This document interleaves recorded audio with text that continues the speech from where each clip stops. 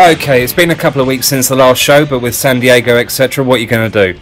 And the fact that this show gets less hits than my grandma's cervix means I'm not going to bust my balls trying to get it out weekly.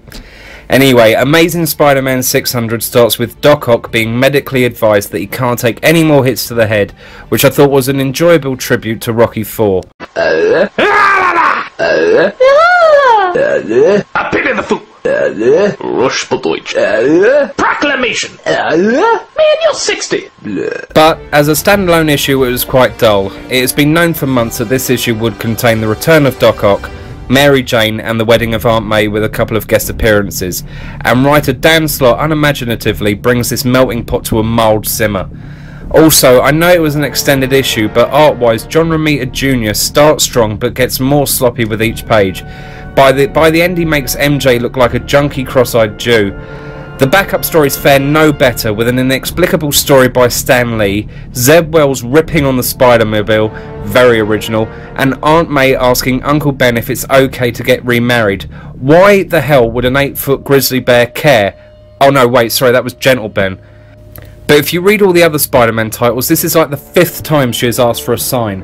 I guess Mephisto saved her life, but also gave her Alzheimer's.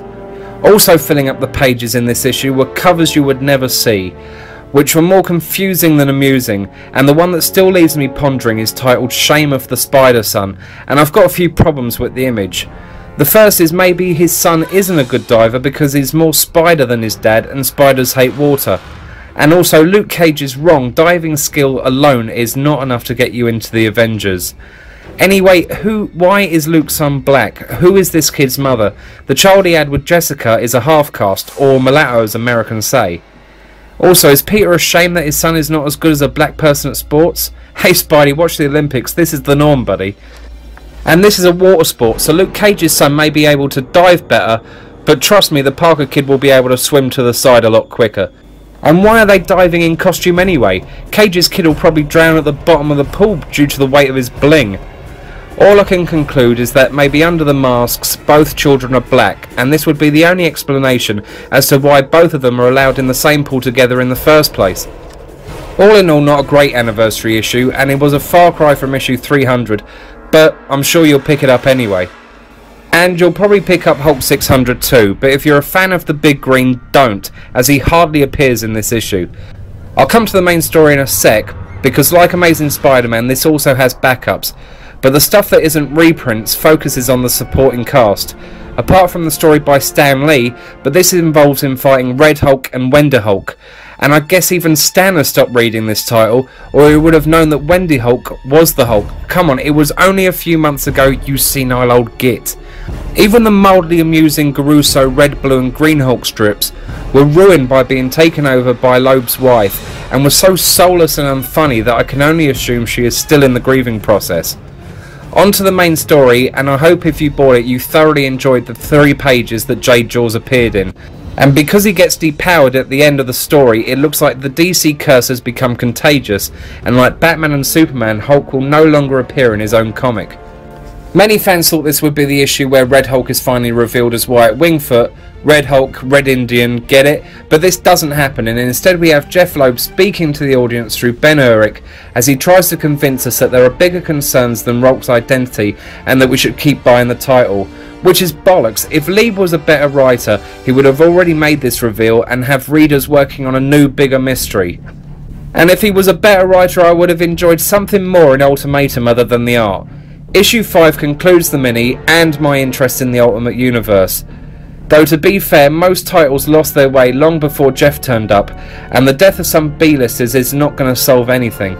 The main problem with the Ultimate Universe was that after issue 25 for most titles, there was very little difference between these characters and their Marvel Universe counterparts, with Wolverine being the main offender, showing no relation to his character Mark Millar introduced to us in Ultimate X-Men. In regards to Ultimatum, Lieb tries to give fans what he thinks they want to see, with big set pieces that unfortunately end up as stories of style over substance. On the plus side, however, he doesn't dedicate this issue to his son.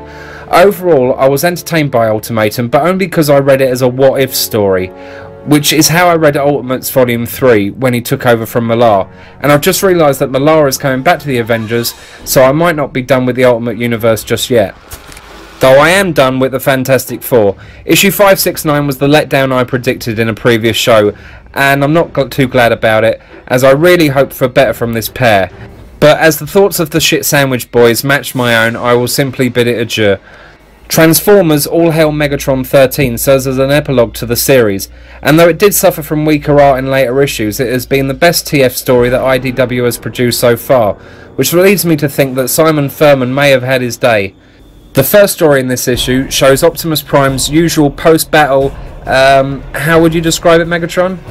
Such heroic nonsense. I'll go with that, as Prime has a sentimental tete-a-tete with Ironhide when he reminisces about how they became comrades after a shaky start when Optimus had just become a Prime.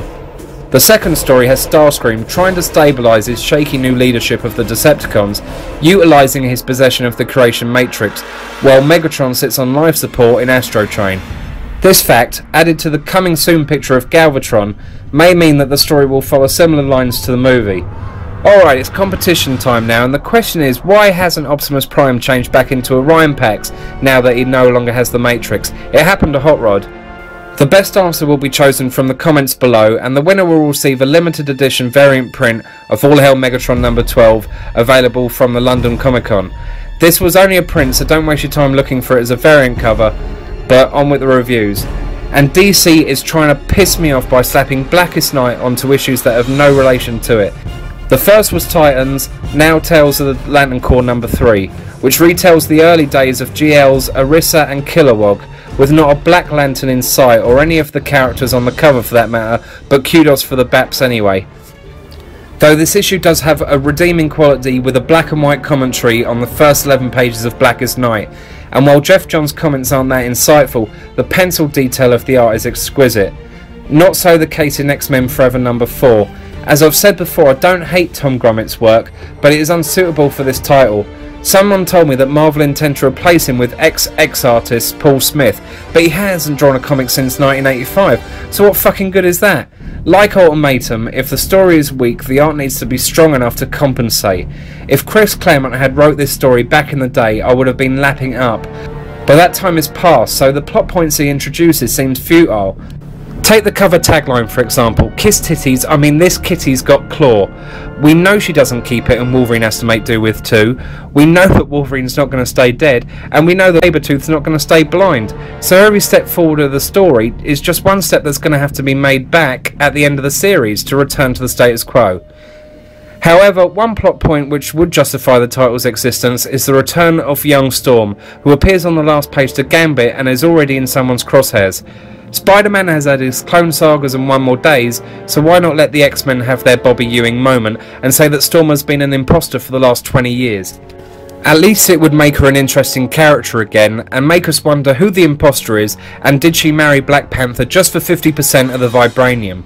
However, I think Marvel will let Chris sort it out for himself, but Chris, if you're listening, I'm here to help. You used the Storm clone before that was created by Nanny and Orphan Maker, so let's say it's them who have Storm in their crosshairs. The Extinction Agenda is where the new clone comes in, so that's sorted. So all you have to work out, my big bearded buddy, is where we lost track of young Storm, and it can't be that difficult because there was only one issue between her meeting Gambit and the Extinction Agenda. Wasn't life easier when you could just let stuff like this slide and just look at Jim Lee's pretty pictures? And speaking of Jim Lee, when he became too lazy to work on his own book Wildcats, I became too lazy to buy it, which is exactly what has happened to Fathom. With Hollywood calling and Megan Fox signed on to star, Michael Turner has let this series slide with only 2 issues to go. The story was always poor, but without Turner's art it is dead in the water. Well, until next time.